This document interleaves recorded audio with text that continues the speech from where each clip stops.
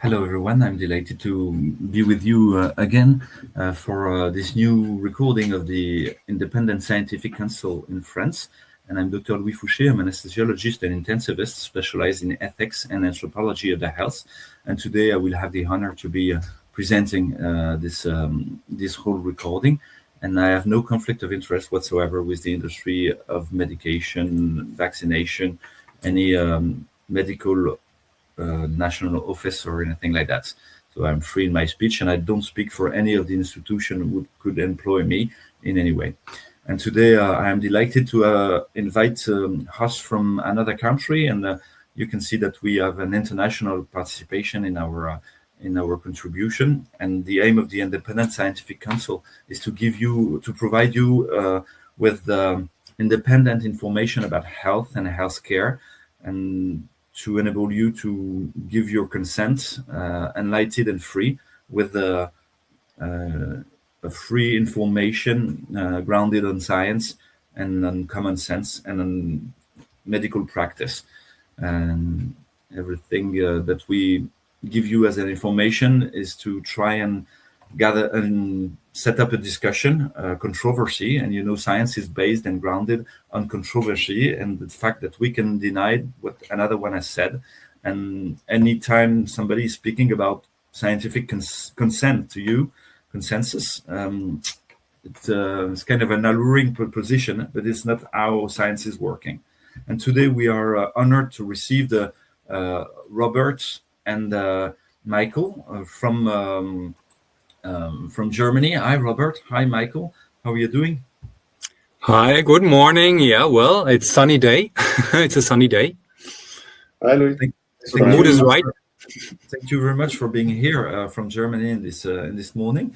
Robert, can you introduce yourself and maybe tell us where you're coming from and what you're working on, and how did you ended up working about what happened during the COVID?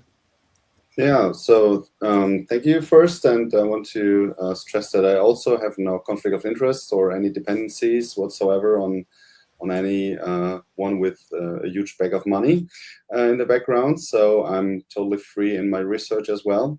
And I'm a trained mathematician, actually, and did some work in very theoretical fields of mathematics, and then started my PhD in biomechanics and worked on theoretical muscle modeling, and also investigated human and animal locomotion, and also did some epidemiology, for example, dengue fever modeling in Indonesia. And so when COVID arose, or when the awareness of COVID arose, then we had some projects regarding transmission of diseases and so on and so forth. And quite quickly, we came to acknowledge that not everything that was told to us was actually true. And we started investigating on our own, for example, numbers of deaths reported due to COVID, and also efficiency and safety of vaccines. And this was basically the field was already plowed with some knowledge. So we just took what we had in our bag, in our tool bag, so to say. Thank you very much. We need mathematicians and people who are able to understand the numbers, because in France we had this slogan, this motto from the government, which was, "You can doubt anything, but not the numbers." And so maybe we can also doubt the numbers during the COVID. Try to see how accurate they were.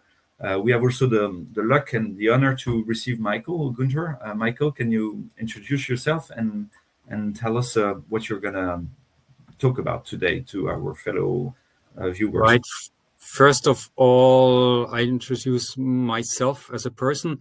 Yeah, I'm a dear colleague of Robert since, I would say, since 2012, 14 years, I guess. We have been collaborating very closely. I'm the older one, and I would give honor, or not honor, but credit to myself to have him recruited for biomechanics. So I'm a physicist. I'm a physicist by education. And after having studied, got my diploma in physics in 1990, long way ago, I decided to enter field nearby physics, or to apply physics into in more or less biology and physiology, because I was more interested in living matter than in dead matter. And so I have a long record on working in biomechanics, as Robert said, and that's more or less we have convened. We have found that our interests are very similar, namely in locomotion of animals. And what I started was early to do models, complicated models, computer models, computer thesis of movement. And for that, I needed, as a more theoretician, so computer synthesis, I needed muscle modeling. So the models of how muscles contract, how they generate forces, and how they contract during that, and how the properties of the muscles are in diverse contraction modes. And that's the basis of locomotion. In particular, for us, it's like locomotion on the Earth, a terrestrial locomotion. So that's where we both come from. So we have cooperated before the COVID era, or the strange corona epidemics. We have cooperated during, let's say, until 2020. We started in 2021. So 7-8 years of 9 years of run-up in joint science. Okay, and then we entered because we were trying to enlighten ourselves, first of all, to understand what's going on in this how governments and their let's say their servicemen from science, as they said, how they created a narrative based on numbers, as you said. And so it's not, as a scientist, as a physicist, you have a measuring device, then you have numbers from this measuring device, and you have errors and artifacts in it. So you must know, first of all, the method that you are using for measuring.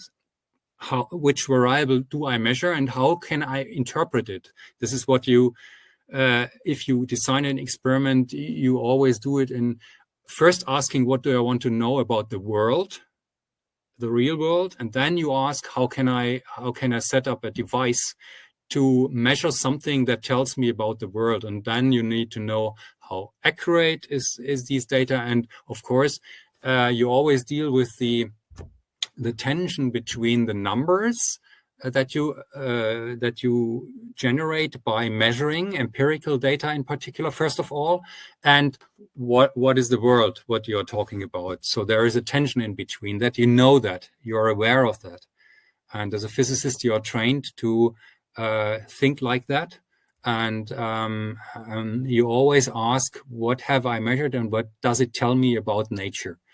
And this is the basis which we share, Robert and me share. I also do not have any conflicts of interest. I'm an independent researcher living currently, as I have been living for many years, for decades more or less, on money from the German Science Foundation, which is Deutsche Forschungsgemeinschaft, which is still funding me right now, but for biomechanics and not for epidemiology. So everything what we present today about epidemiology and everything what we have published since 2022 on that, it's 6 papers in epidemiology together. We both together.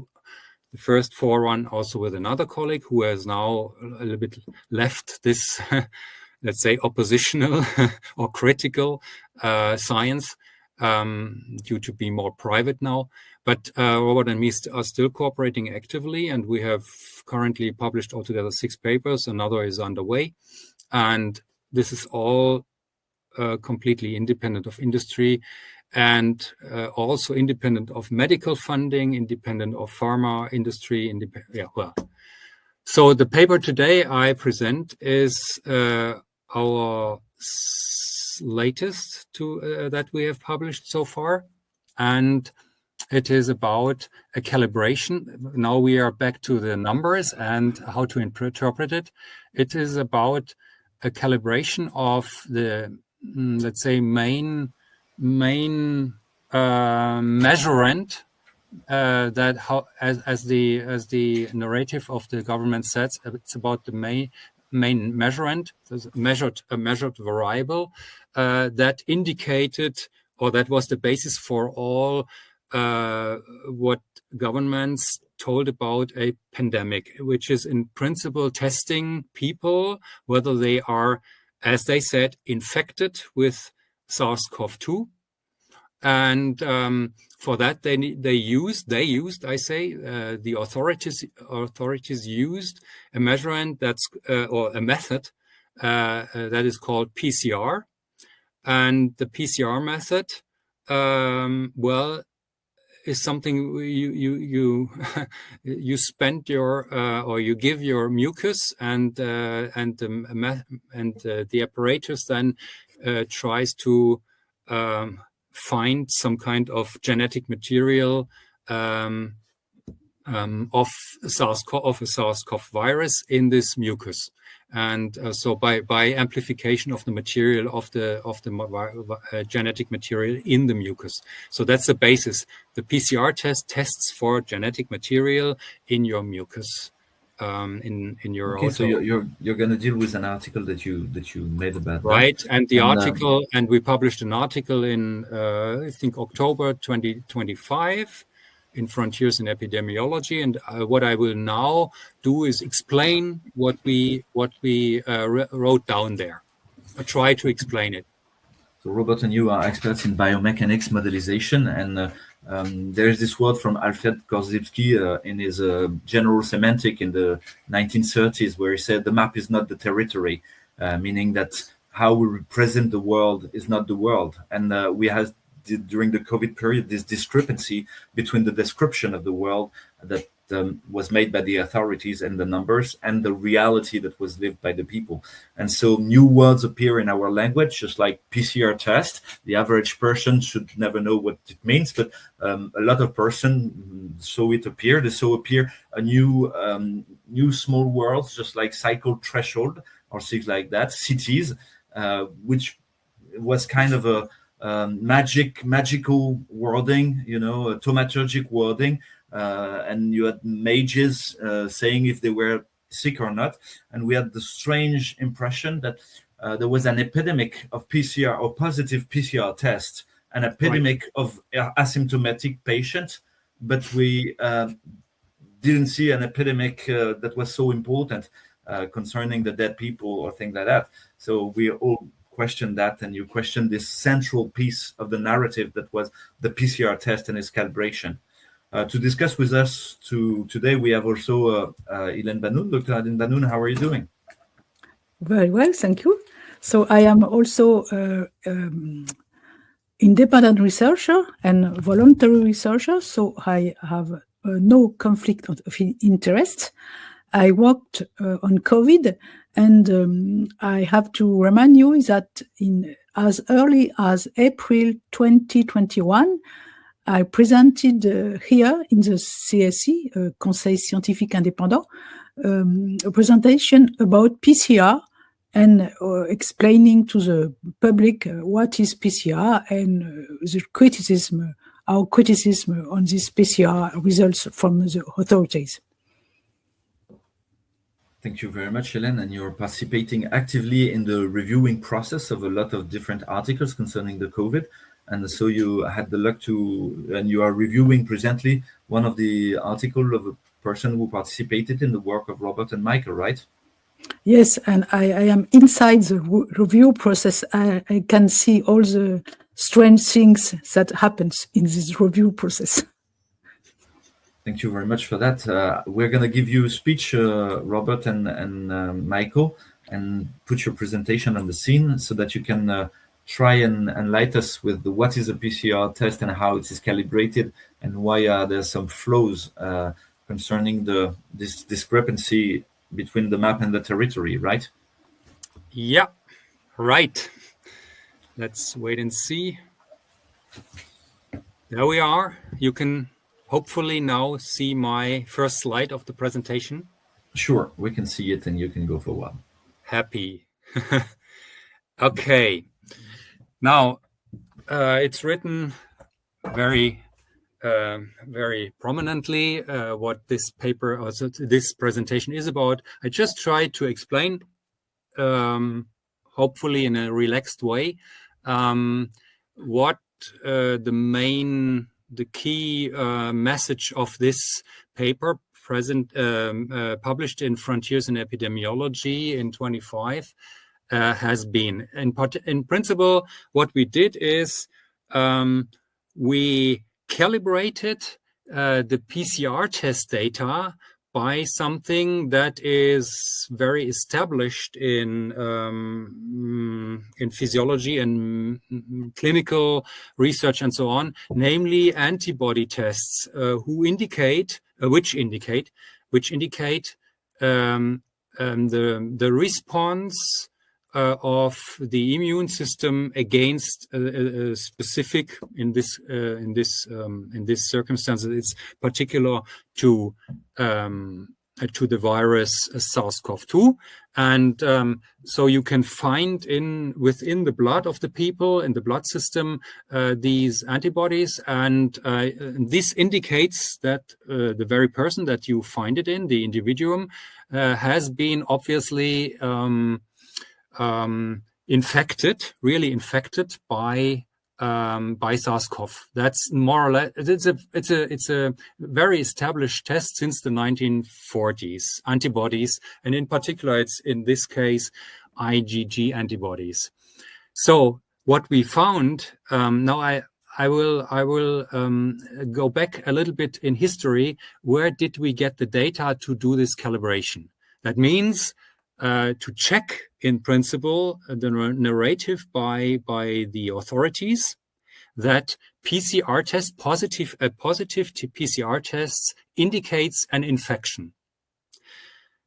Both what is well known, as I said, from history, from established methods, is that antibodies indicate really in the blood indicate that that the person had an infection, but PCR test was only, let's say, assumed, promoted to be also an indicator of infections, of an infection of a person. What does an infection mean? I just explained very shortly. Robert Koch and his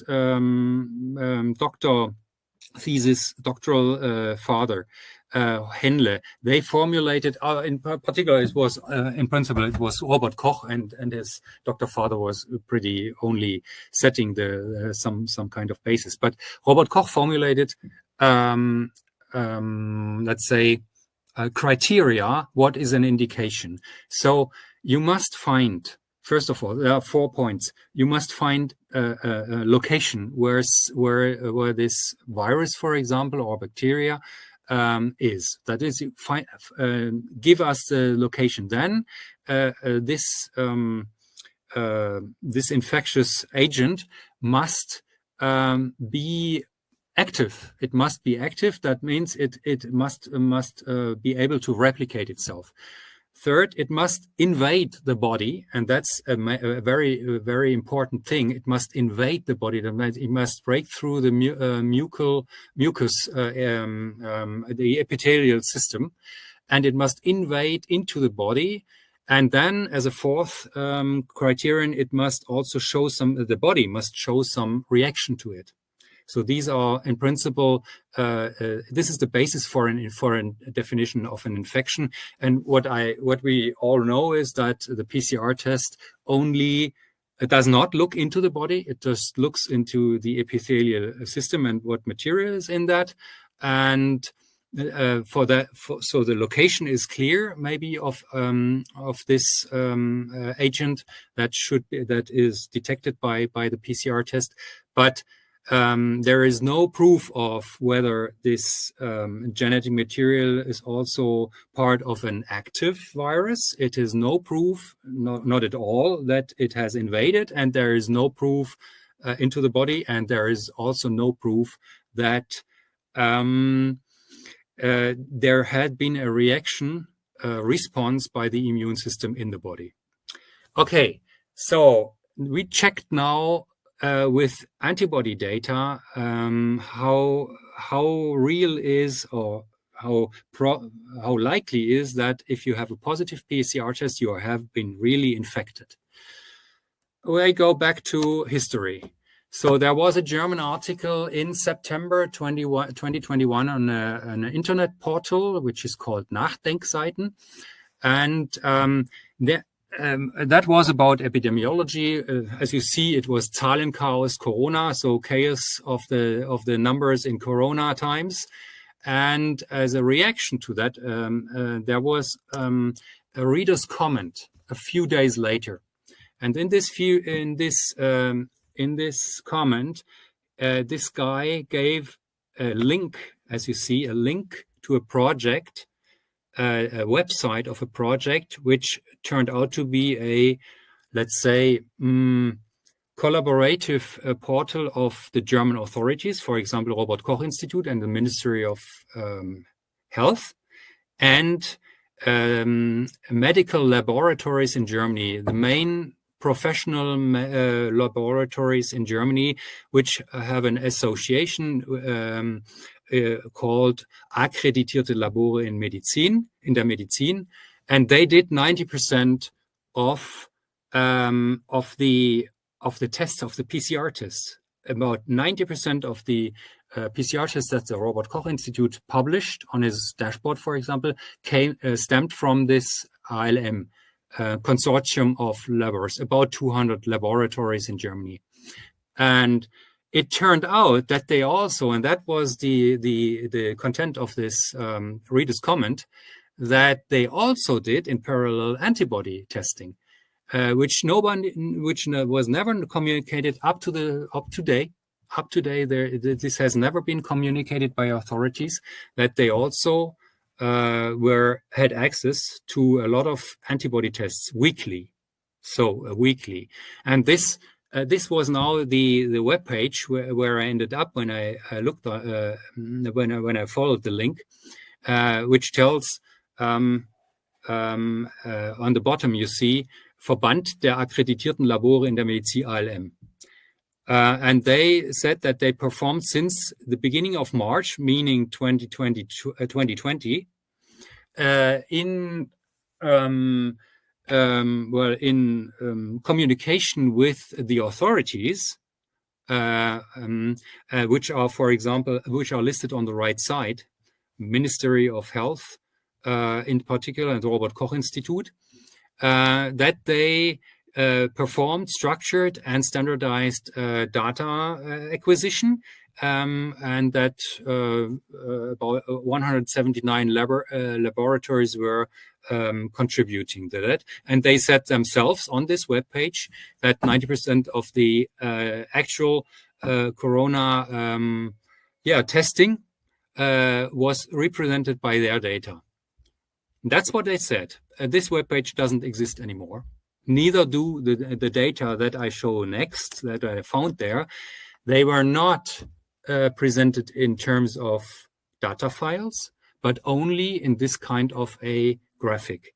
What you could do, you could put your pointer on a data point, and that's what I did. Point by point, I read out these from the screen by writing the numbers given on the screen. When you pointed to the data point, you could see the numbers of tests and the numbers of positive tests, the absolute numbers. And I just saved them into a file by manual, how you could say, manual discretization. Okay, that's the history. And this is now the first plot, the first analysis step. What did we do? We just plotted the raw data. On the left, this is a graph. On the left side, you see in magenta IgG test counts. And the magenta numbers are the solid ones, are the numbers of tests, and the lighter ones are those of the positive antibody tests in any week. Any data point is the numbers determined by the laboratories in that week. And the green line on the right side, also there is a different scaling because the number of tests, PCR tests, have been much more than higher than the numbers of the IgG tests. So the green upper line is the number of PCR test counts, and the lower, lighter green line is the number of positive tests. So these are the absolute numbers, and so, of course, this depends. The absolute number, in particular, depends on how many tests have been performed. So, and that was usually presented in the media, or always presented in the media, was the positive numbers of tests, the numbers, the counts, the numbers, the absolute numbers of counts of positive tests, and that was called 7 days incidence. But that doesn't make any sense if you as a now I'm a physicist, if you measure something and it depends on the number of measurements, the outcome, the crucial outcome depends on the number of measurements, then it's strange. It doesn't tell you anything about a measurement. What you need is some kind of let's say normalization. You need something where you can compare it to. And of course, what we did is we divided then the number of positive tests, both in the antibody case and in the PCR case, by the number of tests themselves during that week. So that's the share of the number of tests, the ratio, or the fraction of the number of positive tests per numbers of tests. And that makes some kind of sense for, in particular, if you think these numbers would be representative for the population, which one can question in this case, whether these data, both the antibody and the PCR, have been representative for the German population, but that's a topic that we delay and deal with later. First of all, we looked at now at numbers that really make sense, and we analyzed these numbers. So this is now the main, or the key of the story within one formula. What we did is, there is on the left side you see an equation. So on the left side of the equation is FIGG in the calendar week. CV means calendar week. So in this is the fraction of IgG antibodies in a calendar week. And on the right side, you see some kind of an O, that's an offset. It's also a fraction, but it's a fraction. It's a fraction of IgG antibodies, but at the time where you start your measurements. And what is added to that? It's added a sum of now fractions of positive PCR tests. So the story is, now we look in some arbitrary calendar week on the left side, how high was the fraction of antibodies in the population in that calendar week. That's on the left side. On the right side, we do a summation of all positive PCR fractions during the past. That's the sum sign. We start with the first week. That's where the data are available. In this case, it's week 8. On the bottom of the sum sign, it's I is 8, and this 8 means we start with the fraction of positive PCR tests in week 8 of 2020, and we sum up until the week where we have the antibody data on the left side, minus 2 weeks. So we sum all fractions, positive fractions of PCR tests in each week in the past until calendar week minus 2. And we multiply this by an arbitrary multiplicator, PCR. And in the end, we ask for what is the best fit, which is for PCR, and by the way, also the offset, but the offset turned out to be more or less 0. So there was in week 8 in 2020, it seems to be from this data fit between these two data time sequences, that in week 8, that means the end of February 2020, there was about no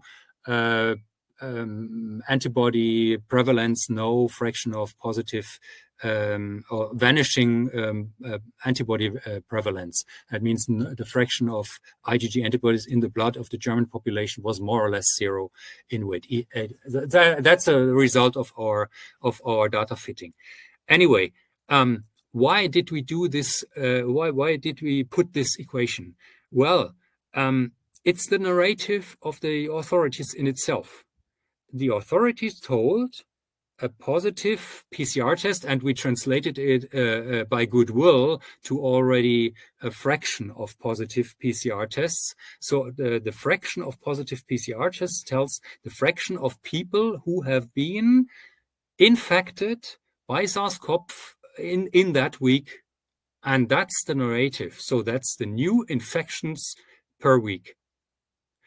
And of course, because infections sum up in so there is a memory in the blood, in the immune system. Everybody who has been infected 3 months ago also has, or most of them, those people have antibodies in their body, in their blood.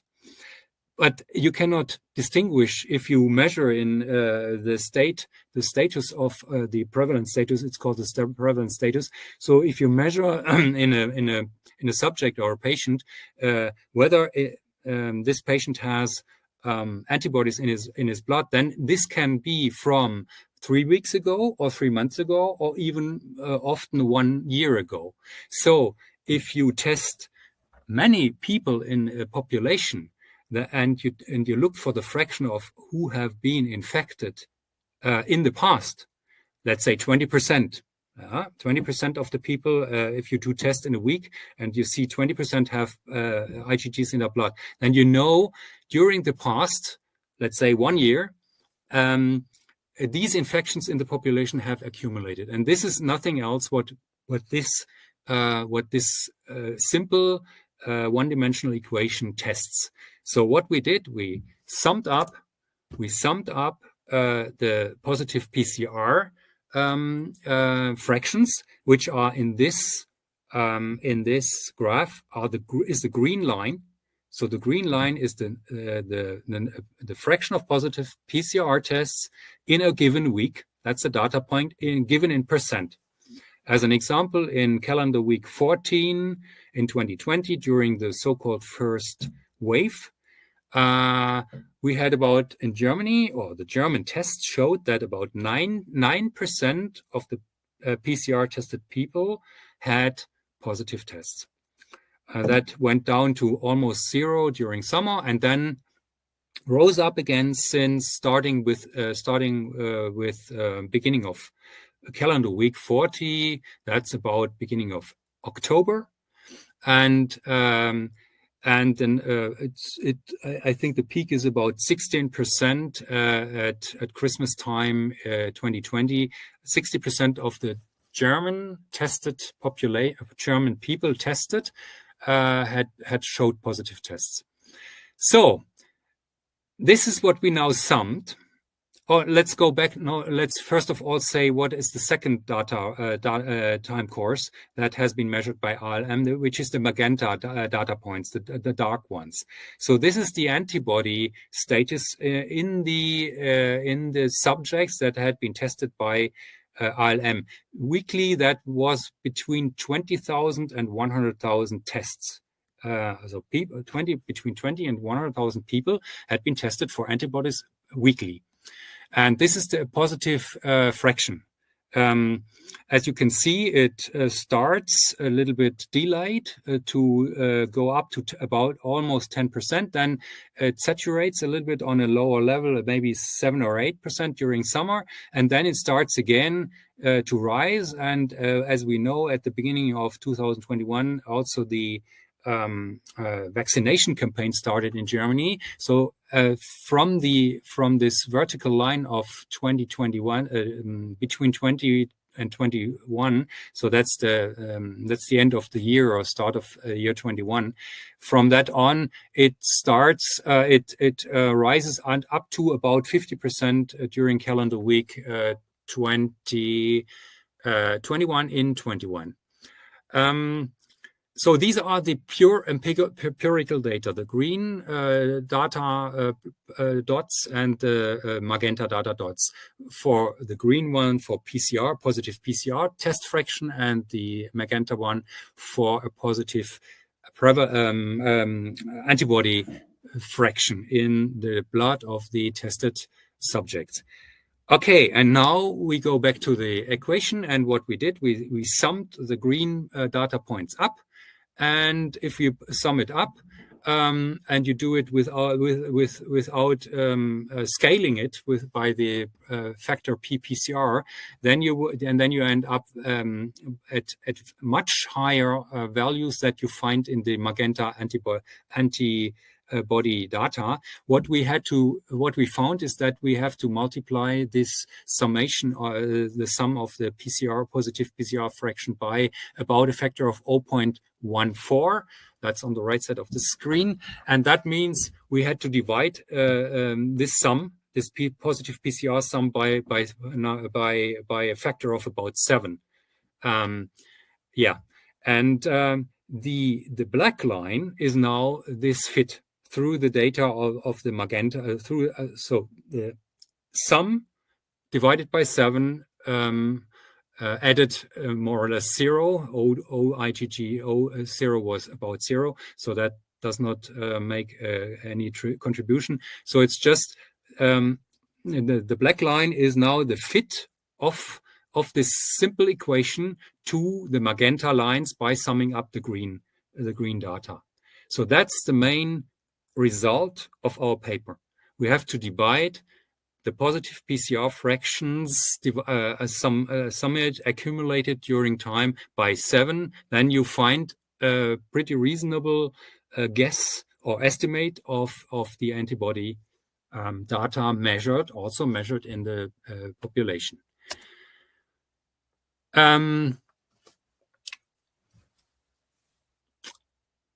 What I wanted to say is here that you can also check whether this model makes sense from the very beginning by just. I go back again. If you leave the offset, which is practically 0, then you see that you can divide the antibody fractions in a given week by the sum that we have explained right now. And what is that? That would be a purely empirical check what this multiplicator or factor PCR would be if the equation would be ideally exactly fulfilled in any week. What kind of PCR do you need? So that's the question. What would be the time-dependent factor PCR if there should be a perfect match between both time sequences.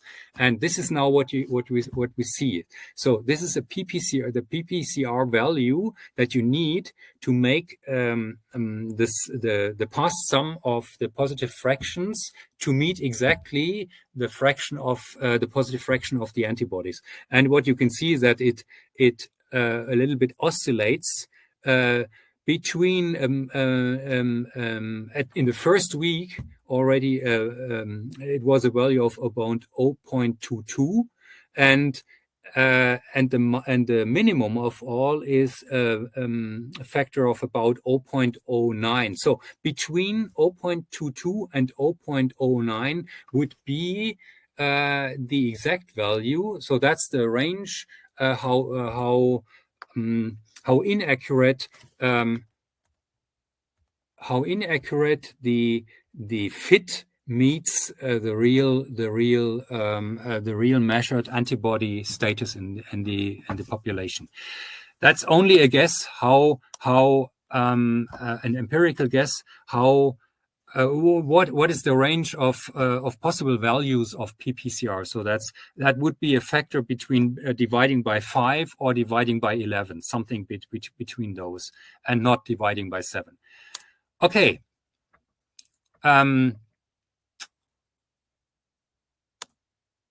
What would this black line look like if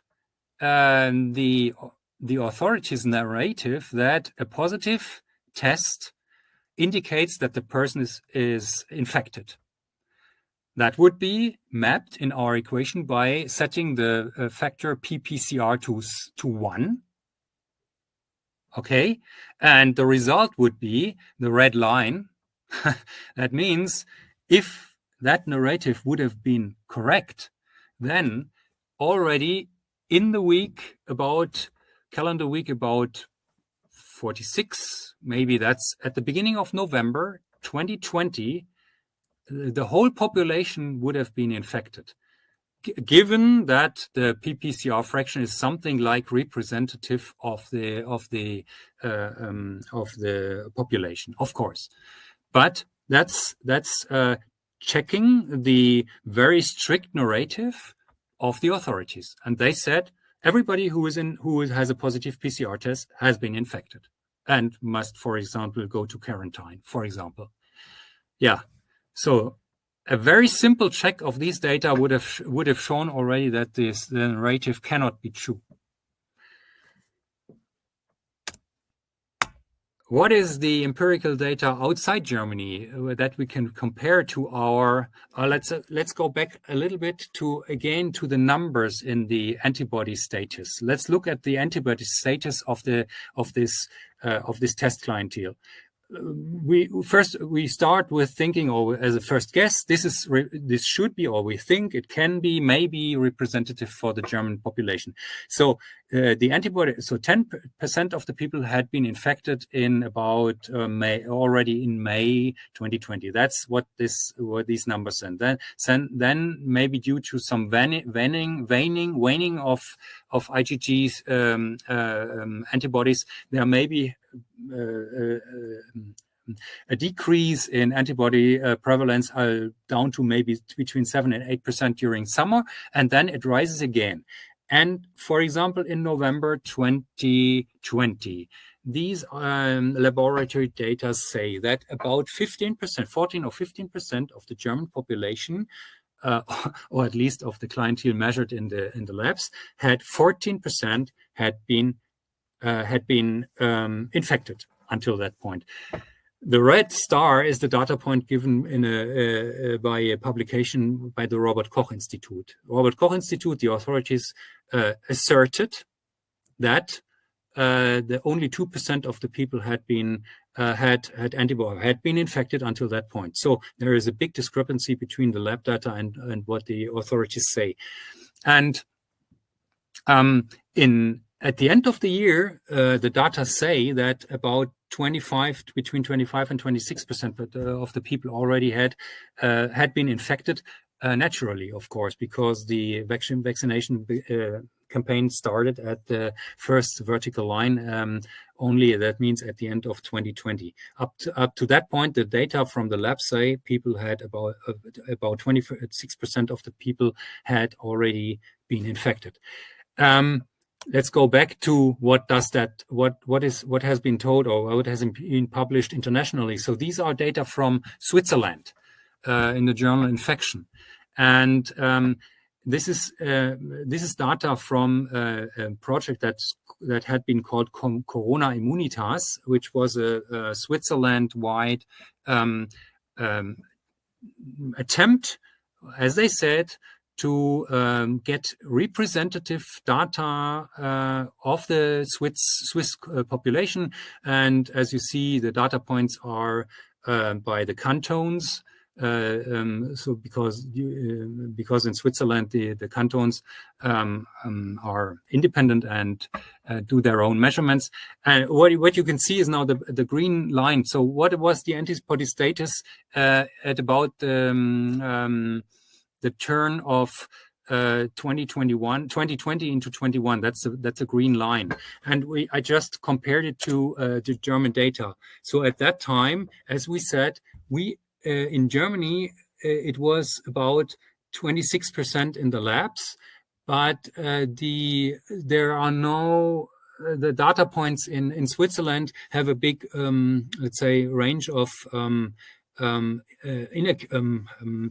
you can say scattering of the data. It's between, I would say, the lowest one is at about 11-12% up to 28-26%. So there's a big range of data that could be interpreted into the Swiss data, because they only had very they had only intermediate points in times where they measured, but not continuously as they did in Germany. So there is an indication that the German lab data are not far away from reality to be representative for the German population. What we did in our paper was also to check, let's say it's only 75% of those people, so that may be an overestimation. The magenta lines may be an overestimation for the German population, and that's the dashed line in our graphic on the bottom. So the dashed line gives the 70% value of the 75% value of the magenta data, and in that case, maybe only 20% of the German population would have been already infected at the end of 2020, but that's much higher than the authorities asserted it would be, the so-called seroprevalence status of the population. Yeah. We prefer so that was a kind of a validation of our model, a check of validity against Swiss data, empirical data against empirical data and our model. What we also did was following a second line, namely a second model. This is also not complicated. What goes into that model is the number of positive tests, the absolute numbers. This is n PCR positive.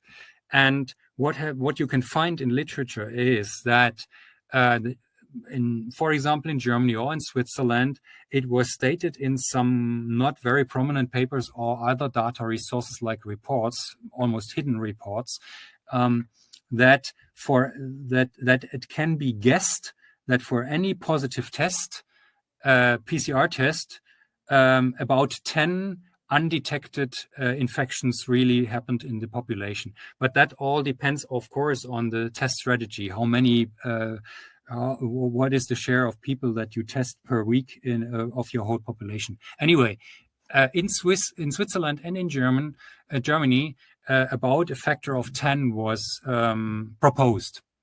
So if you know the absolute number of positive tests, PCR tests, and sum them up until some week, as we did it also with the in our model 1, but that then it was the fraction and not the absolute number. In this case, it's the absolute number, and multiplied by 10, divided by the N population is the number of inhabitants in Germany, about 84 millions, and also divided by the factor of 0.9. So our ALM is that only 90% of the tests have been performed in the lab. So we also divided by a small factor of 0.9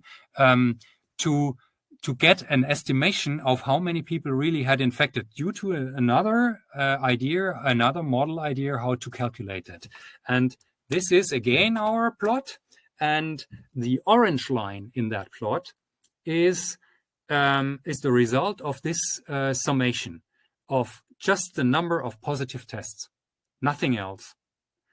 The number of positive PCR tests divided by 0.9, multiplied by 10, that's altogether multiplied by about of 11.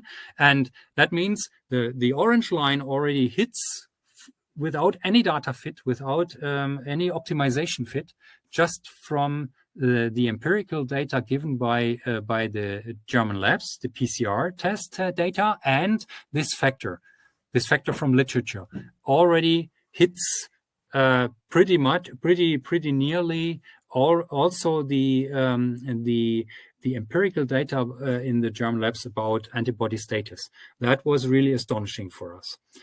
And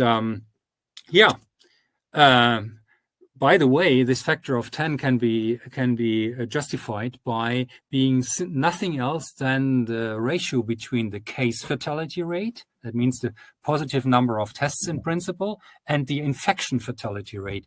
That means what in the cases are depending on in principle the test strategy, but infection fatality rate is absolute reality. So what is really going on in an infection, and for this SARS-CoV pandemic, so-called pandemic, John Ioannidis already had guessed in 2021 this IFR, the infection fatality rate, and the German case fatality rate is about has turned out to be taken from authority data, RKI data, that means ALM data, means that there has been a factor of about 10. So this factor of 10 is also justified by in principle also by test data, empirical test data. Yeah, there are two questions that I would like. First of all, a very, very basic question is the PCR positive fraction biased? That means biased by pre-selection of the people who have been tested. That means, is it higher than representative for the German population? That would be a question. That's a question. What I found in literature, it's very difficult to answer the question, because the authorities did not publish data to really check. They didn't say anything about that, almost, because I found a paper by Robert Koch Institute in Scientific Reports, in which they give some kind of an answer, at least in a setting, in a test setting. The test setting was about 15,000 people in households who were asked for testing themselves at home. That is antibody test, the data point I showed from this paper. So people were asked to test. We be tested maybe in October and November 2020 to do some finger pricks testing. That means provide some blood from the fingers and send it back to Robert Koch Institute. And part of this, let's say, you could say it's a closed setting of about 15,000 households. In this setting, they also asked the people, had you been tested before?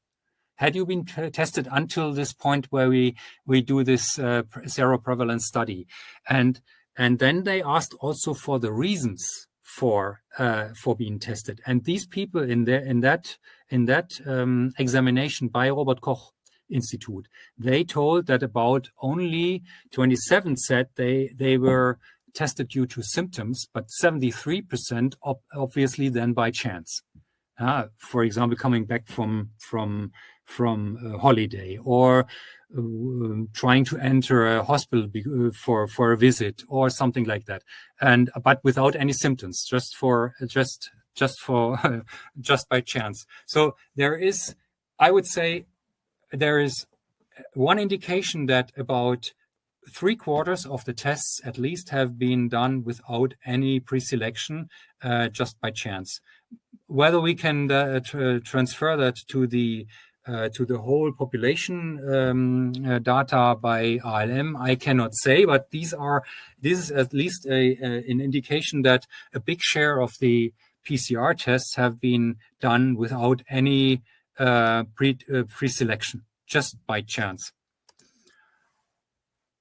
And my final slide will be about another calibration, I would say another crucial calibration, namely of the PCR, as I just read it, of the PCR CT value by intensity. That means the PCR CT value is calibrated by the intensity or probability of viral activity that can be detected within a nasopharyngeal swab of symptomatic patients. This is what Jafar et al. Did already in 2020 and published that in September 2020, but the paper printed it then only in 2021 later on, but published online, it was in September 2020. And what did they do? So what is the CT value? The CT value is pretty simple. It's not complicated to explain. Almost, it seems to be, as had been said in the introduction to this presentation, it seemed to be somehow mythical or mystical, but it's not. The CT value is something else. There's nothing else. Then you have the lab has a sample of your mucus from a swab. And then it puts into a machine, and the PCR process does nothing else than to double the material in one cycle. It doubles the material, the genetic material, and it doubles as long as until some kind of a measuring device. Often it is a luminescence or some other optical testing method, until it reaches a level where the material, the amplified material in the testing machine has reached a level in which this can be detected. It can be given proof that for example, in this case, SARS-CoV-2 genetic material has been in the mucus. So that's the CT value. It's nothing else than the 2 by the power of the CT cycle value amplification of the material. For example, if the CT value is 20, we have 2 by the power of 20. That means about 1 million times the material. So one molecule would be then 1 million molecules. The material would have been multiplied by 1 million times. And if it's 2 to the power of 30, then it is a billion. So a billion times one molecule. It is 1 billion molecules made from one. So that's for getting an idea what the CT value means. Okay, what did they do in this setting? They asked patients, a couple of thousand patients with symptoms in hospitals in southern France.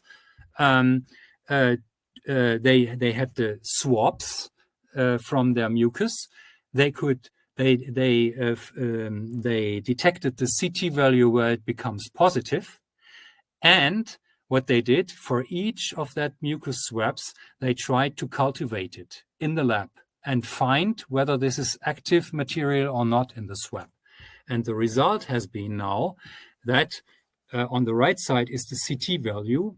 So it's data, as I said, of about a couple of thousand patients. So there is the number of positive samples. It's the red. How do you say? The red data point. The bar. A bar, the bar. Thank you very much. The red bar.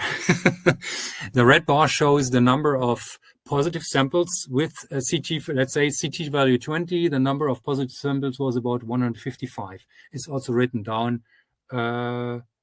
65. Sorry. It was. They say 65 at 20. Okay, I cannot see. It looks like. No, sorry.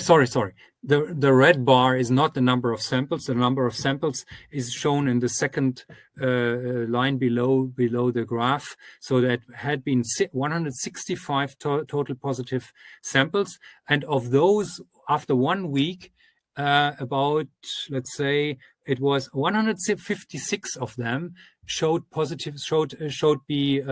they had the material, the viral material, had really grown again. So it was active. And in 156 of 165 samples. And after second week, it was another, I think, 6. And so the number of, so the fraction of positive, of cultivatable, of a cultivatable viral ingredient to the mucus was very high. It was about 87%. 87% of the swabs really. That means that's a proof. This swab of a patient contained active material. Okay, and so, but this fraction really decreased dramatically above about 20 CT value of 25. So, for example, at CT value of let's say 33, it is only about 10% of the cultures that showed to have active material. So that means a CT value of positive indicated by authorities to be infected was only, let's say, for a CT value of 30, only in 10% of the people there was really active material. So they could have been infected in any case. So this is a kind of a calibration between the CT value and the fraction of positive, of really infected from those who had been shown PCR positive. And this is more or less could be the interpretation of the background why we had to divide our PCR positive sum by a factor of 7 in Germany to find the seroprevalence in the population. That would be that's a strong indication or a strong foundation also for that gives support to our finding. Yeah, I think that's everything for now, and I would like to ask for questions. I don't know how long it took now, but anyway, I hope the story became clear. Thank you, Michael. Thank you very much for this presentation and crystal clear calibration of the PCR test, the positive PCR test against the antibody IgG testing. I have a first remark. As a physicist and intensivist, we used the PCR test, but with patients with whom we considered that there was a COVID infection going on with severe symptoms in intensive care, and we used it. And even though the result was negative, we could consider there was an infection going on because we had several other reasons to believe that, because of CT scans, because of the lymphocytes count, because of the anamnesis and the symptoms that we gathered before. And that's one thing that our fellow viewers that should consider, is that a PCR test is never done primarily. It's done when we have already a clinical suspicion of something. Right. This test is going to change the probability of the diagnostic. But even though there is a negative test, we may consider the diagnosis as certain, because we know it because of the symptoms, of the radiologic symptoms and everything about that. So we had those people having the second moment of the infection, which was the what has been called the cytokinic storm, where inflammation is the real problem and not the virus anymore, where we had patients with no PCR tests positive, but we cured them as COVID, as severe COVID. That's one point from the clinic, and from our Did you clinic. then also generally do antibody tests afterwards? Yes, sure. And you could see then that they had been SARS-CoV positive. Yes. But that was only retrospective things that we could do after. And the second thing is about the CT, the cycle-threshold that you stressed with this study from Jafar, which was really important for us because we use those CT thresholds as indicators to show us if patient could be contagious or not anymore. And so being put apart from the others, and that we use several materials to protect ourselves from the contagion. And so when people had more than 35 as a cycle threshold, even though the test was positive, but at 36 or 37 cycle threshold, we considered them not being contagious because of those cultures not being possible, and the virus with impossibility to be cultured in viral cultures. And even though between 32 and 35 of cycle threshold, most of the time we consider that there were no contagion and the people could be set free from the insulation that we did in the intensive in the care. clinic. And Yes, you're talking about yes. patients in the clinic. Yes, sure. And so that to tell also the people that and to tell the people that they had a vision where there was those tests were only a scam or only something magical telling the epidemics. But in our clinical practice, we're more sharp than that. Sharper than that. We didn't say it's not useful at all, or it tells you everything. It's an element between another, and we knew that doing so, the protocol that I told you between for insulation, we knew it was not right. It was not reality or truth. It was just a hint. Yes, and it was a useful tool to just be able to say, are we insulating him or not? And so to help decision in an individual case. Yes, in an individual case of illness. Yes, and I want to stress also that it's a usual problem for us to have a gold standard on a test. Meaning that you do a test, but it only tells you what it tells. Are there fragments of RNA in the mucosal? But it doesn't tell you if the people are going to die, if the people are really sick, if the people have the same material in the lungs or deeper in the body. It doesn't tell you that. It only tells what it can. Are there small fragments of RNA that we can amplify? And it gives you an information about how much fragments of RNA you have, but it doesn't even tell you if they are intact, if they're full RNA, or they are small pieces that have already been destroyed by your local immune system of the mucosa. So we try and say to the tests what they don't say, and we are looking for gold standards, because a PCR test is a surrogate marker. It's not the real point of the infection and the lethality of the infection. It's a surrogate marker for it. But even the IgG, the immunoglobulins, the antibodies that you show, is already a surrogate marker, because you have some people who made an infection but had a small immune reaction and didn't made those kind of antibodies. We can imagine that in immunocompromised patients, for instance, where they don't make an adequate reaction to the infection, right? Yeah. And plus those antibodies are changing in 2 times, as you stressed it also. It's not a linear thing where it's positive or negative. There's a count and it's changing during the time. And if you had an infection like 10 years ago, maybe you don't have any antibody anymore. Right. But if you're, so the time when you do the count is really important from the moment that when you had the infection. And so we try and find a gold standard, but we never have it because there is no such gold standard as reality. Is a person really dying of what we see as being an infection of COVID? And it's sometimes really hard to know because Right. even our clinical diagnosis is not accurate. And the funny thing is that everything that we are now telling is something that could have been known before this idiotic making a pandemic.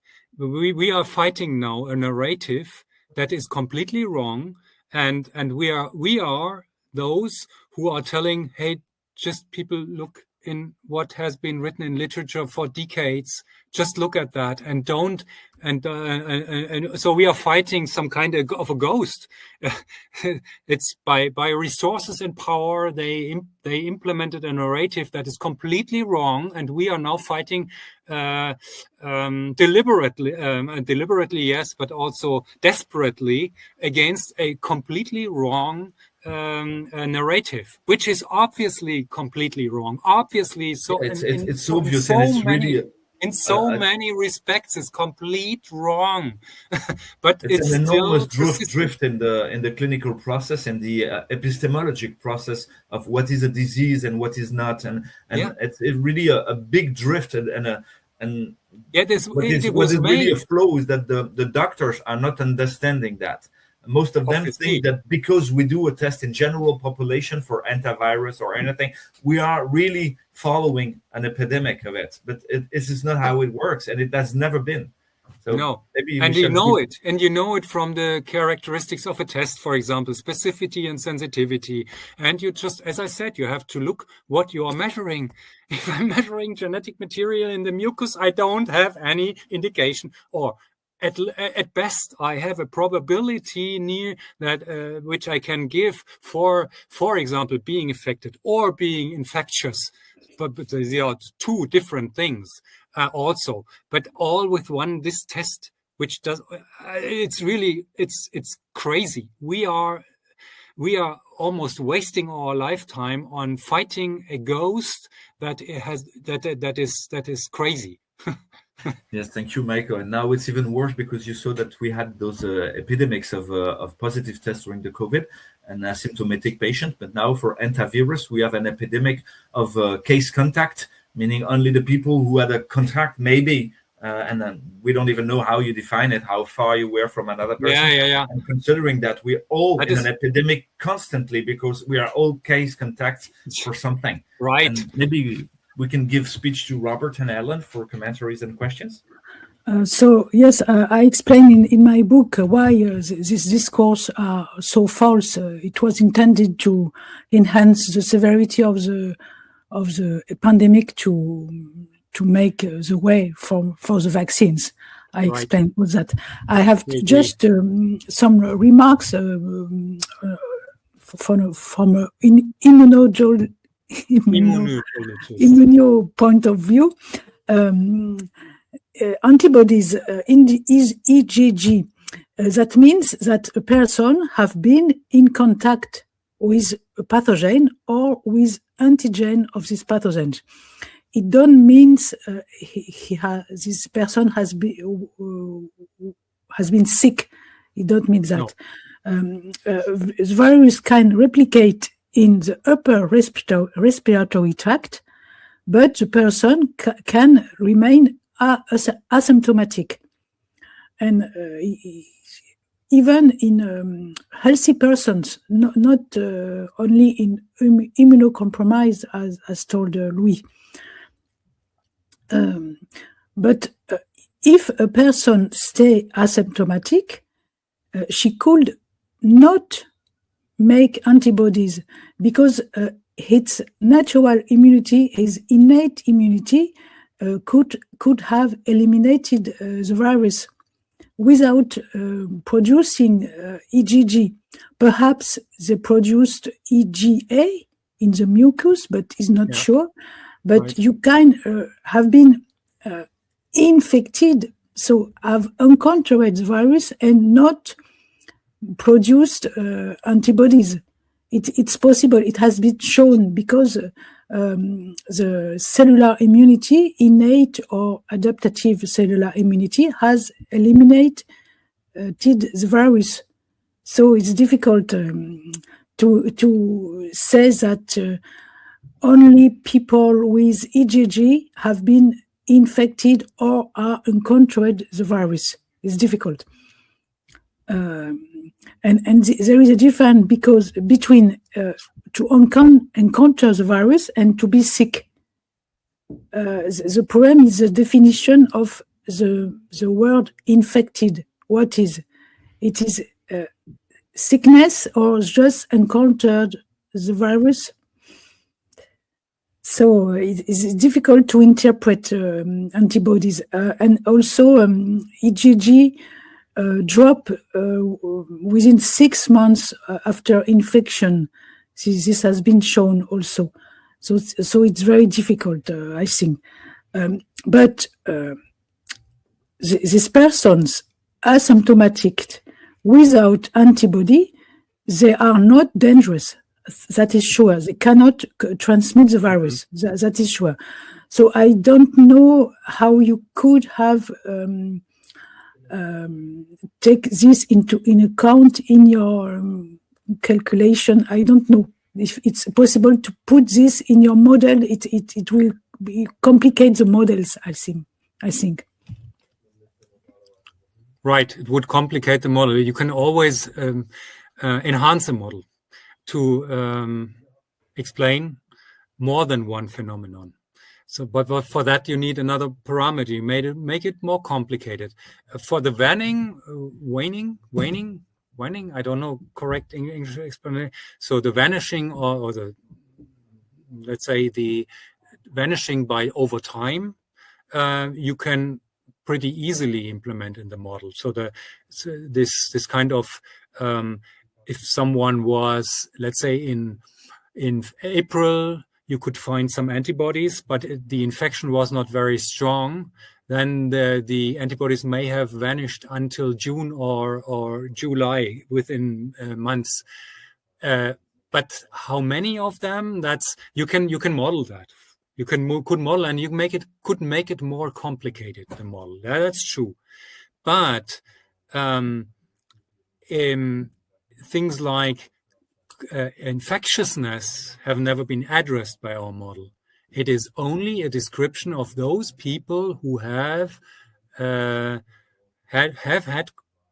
shown a normal, let's say, standard, not the exceptions, not those with immune depression and so, but let's say, in a statistical way, those who had shown reactions to the immune reactions to an antigen. That means in this case SARS-CoV-2, or as you said, antigen. It's also the spike protein, and the spike protein was injected by the mRNA injections, more or less, or was generated by the mRNA. So. As I said already, starting from beginning of 2021, that's a superposition of two effects at least. That means natural infections plus injections. The funny thing is, in our data, we have just one parameter. We sum the PCR fraction and multiply it by one factor and already almost find the structure of the antibody response. That's so from a scientific point of view, that's so surprising that such a simple model can explain a couple of features in this curve. And for example, that there is an IgA response and you don't find IgGs in the blood would only increase. So if you use this IgG antibody timeline of measured by ILM, if you take that, you can bet on that there are more people that have been affected than those indicated by the IgG, because there are some first for example, the sensitivity of an IgG test is not perfect. So that means you don't find everybody. First of all, by the test, but this is on 99%, so that's not usually, or 98%. That's not really an impressive factor. But for example, those people who have been already, or who had been in contact and even showed some kind of reaction, but only in the mucous system, are not covered by this curve. But that increases the number. The only thing that decreases compared to the population, so is this indicative of population, what the ALM measured with respect to antibodies? There you could say, okay, we don't know what the pre-selection of those was, who went obviously to a doctor and asked for some kind of antibody test. So who did that and why? We don't know the motivation and the pre-selection. There could have been a pre-selection of people who had been more ill and asked afterwards, did I have contracted SARS-CoV? I want to know. That could be a big share of the people who did the antibody test, but we don't know. Do you have any idea who went to the doctor in 2020 and asked for a SARS-CoV-2 antibody tests? I don't know. Probably some people, but we don't know. Yeah, we don't know. No, we don't know. But in a moment, there was some people tried and raised the fact that we could have an exemption of pass or something like that with having the antibody testing.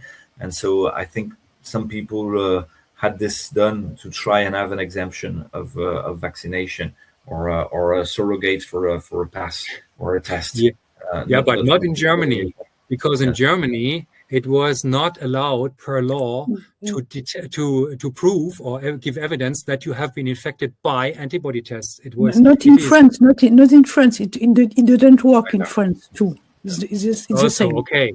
It's there is only one test possible, which is the so-called direct evidence. This is a codification of PCR test in the German code, in the German law. Right. Robert, do you have a commentary? Pardon? Maybe we can give speech to Robert, because we're getting maybe toward the end of our interview. Yeah, maybe I can look at it from a broader perspective. As you see, or as it became clear, I think it's mostly a matter of definitions. So if you want to trust numbers, then you would have to have a good definition of it. And what we saw here is that definitions that were valid for decades and centuries were thrown overboard and replaced. For example, infection. What is an infection? And I think we made it clear that a positive PCR test is in no way a good measurement of an actual infection. So that is maybe one piece in a diagnosis process, as you mentioned, but it is not in itself a measure for infection. And the problem is then again even bigger, as the question arises: what is then actually a pandemic, and how do you measure a pandemic? And the WHO had before 2009, I think, had a definition that it's reasonable. A new disease which causes a lot of sickness and death, and this was then replaced because the new measurement tools, for example PCR and others, arose, and they are so sensitive that you can actually measure things that you could not measure decades ago. But this poses a new problem. So how do you define a pandemic? And until now it is like, when we tell you so. And that is an awful way of defining something, because I tell you so by some numbers. And we should scrutinize these numbers indeed, and put them into perspective. So that is maybe like the broad picture that I want to paint here. So if numbers are presented, you have to have a good idea on the definitions that they are to represent. And maybe another thing is the timeline that we presented, IgG versus PCR, they in itself tell a nice story. So you could now try to scrutinize, and you should scrutinize our model and our way of analyzing data. And some say, okay, there's an IgG waning effect, and some say no, the PCR is a better measure, and so on. But if you look at these timelines, you will see that if you argue against some part of the model, you have to argue against the shift that it is causing. For example, if you say the PCR test should be more accurate than just 14% indicating infection, then you should also acknowledge that the antibody fraction would be very much higher. And we say that before even the rollout of vaccination, there had been almost 25 or 30% of people infected, which is epidemiologically super relevant. And this fraction is now higher. So, and if you say, no, there's waning, then it is again, the PCR test is less accurate. So either way, wherever you argue against these timelines, you should be careful with the consequences that you face there. So, and what we present is not a truth, like the 40% is not some sacred truth or some sacred number. It is just, let's say, a rule of thumb estimate that we say, okay, we are quite confident that somewhere in the regime between, 10 and 20% of these tests or positive tests were actually infections at the end of the day. And we should have these numbers scrutinized always.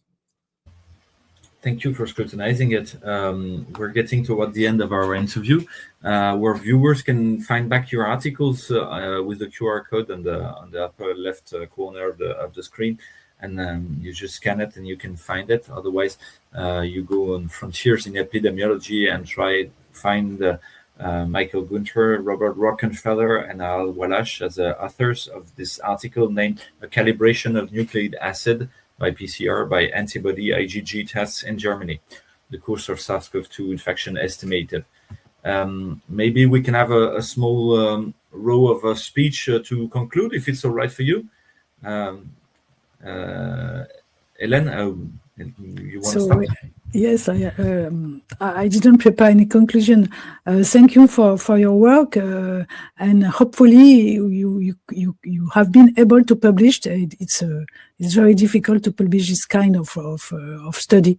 It's very very fine that you can publish. Thank you. Yeah, let's the final remark. Many thanks to you to have us, provide us with the opportunity to explain. Hopefully it is an explanation what we could give. And I would like to remark that some people tried to induce a retraction on that paper, of course. You could say, of course. And the process is not really finalized, but we have been treated very fair by the publisher. I would like to mention that because with the experience in the past, in particular by Harald, one of our co-author, Harald Walach, who had been forced into 2 retractions, which he responded with republishing the paper, but that is really stress, and this is trying to destroy people. This kind of inducing a retraction process is nothing else than trying to destroy the reputation of scientists. Many of oppositional or critical scientists have experienced that. For us, it did not happen, but there is still some integrity research process in the background running. But I think according to what we observed during the last couple of months in that process, I'm optimistic that this does not hit us.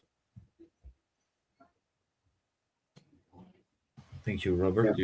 Yeah, maybe some final words. So I thank you so much for having us, and I hope we could shed some light on the difference between PCR positive rates and IgG positive rates. And I just hope that some of the insights that we presented today will find its way into some investigation committees, maybe nationwide. In Germany, it doesn't look too good.